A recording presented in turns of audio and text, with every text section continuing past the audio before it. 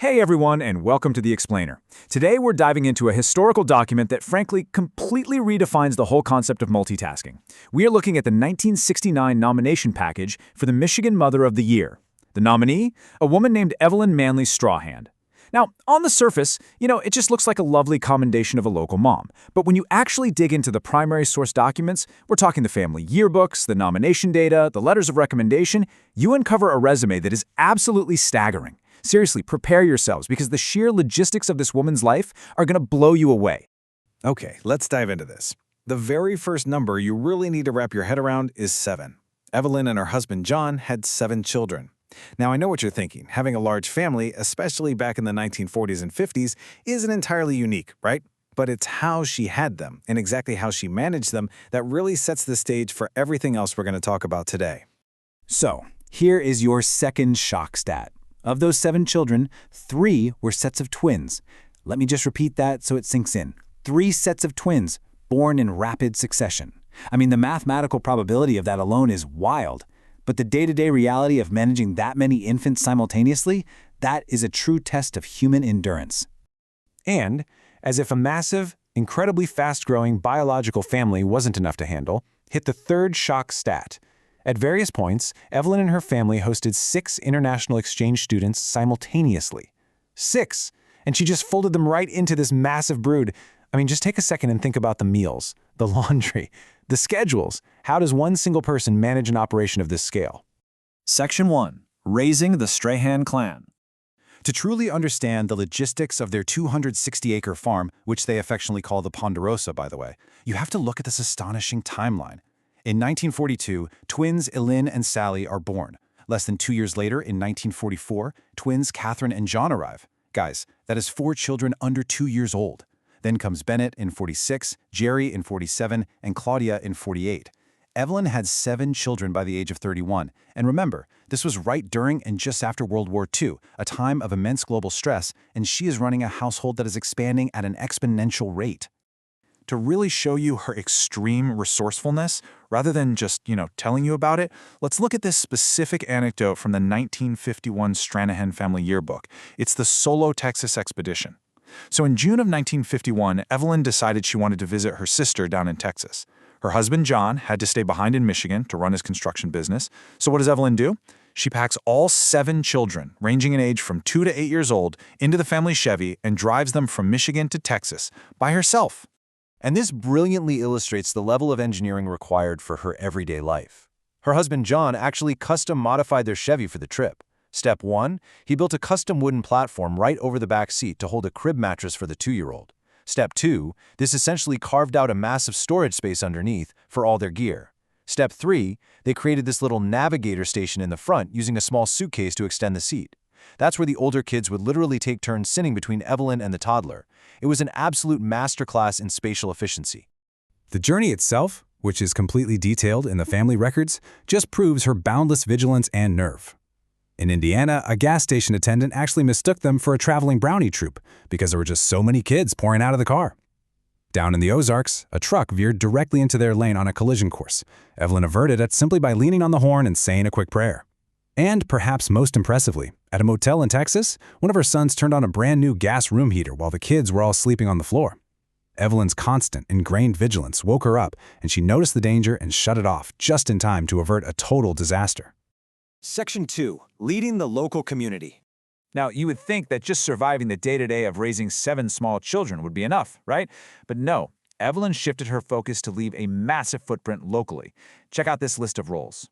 In 1950, they incorporated the John W. Strahan Construction Company, and Evelyn served as corporate secretary. She was also elected president of the Michigan Child Study Association.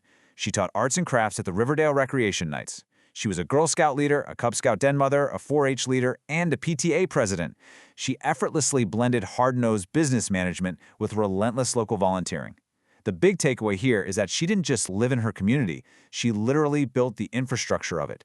Which brings us to this amazing quote from a presentation she gave in 1966 to the Michigan Child Study Association.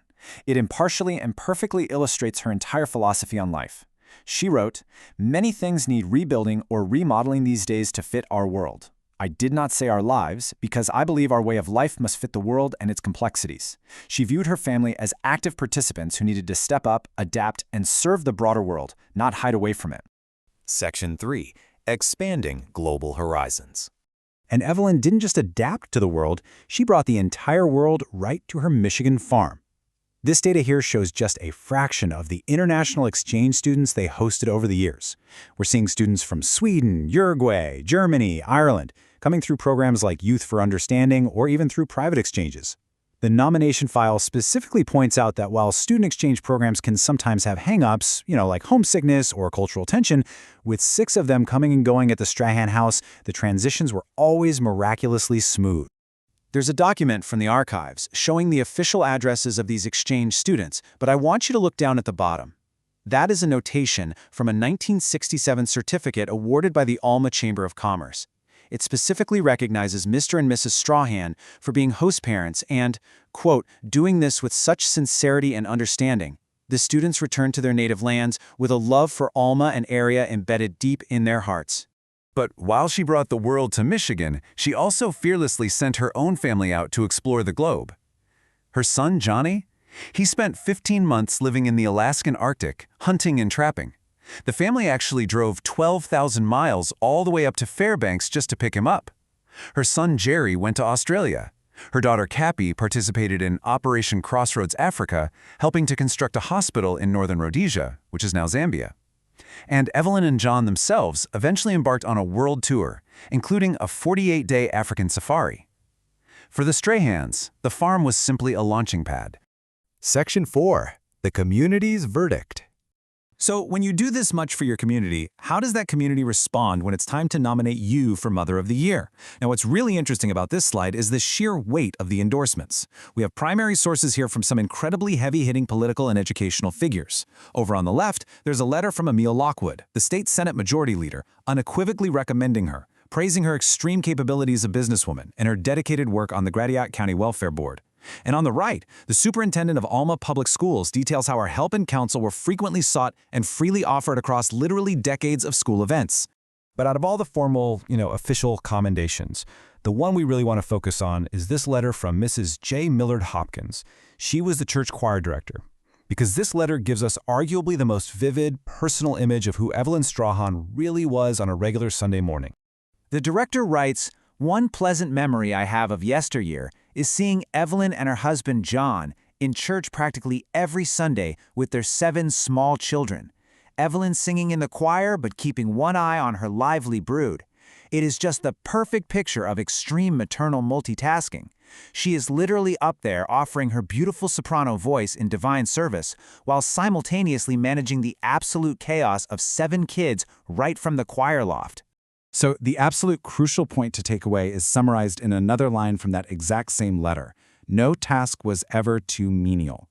When church funds were running low, Evelyn didn't just, write a quick check or organize a committee to deal with it.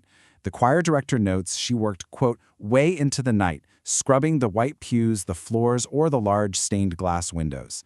The exact same woman who sat on corporate boards and state welfare committees was the woman on her hands and knees scrubbing floors at midnight. Which leaves us with a pretty powerful thought. Evelyn Strahan wasn't magically given extra hours in her day. She faced the exact same 24 hours that we do. Yet she managed to raise 7 children, run a business, lead civic organizations, and foster international diplomacy right from her living room. So I'm going to leave you with this question to think about. If Evelyn Strahan could build a global community from a Michigan farm in the 1960s, what can we build in our own communities today? Thank you so much for joining us for this explainer, and we will see you next time.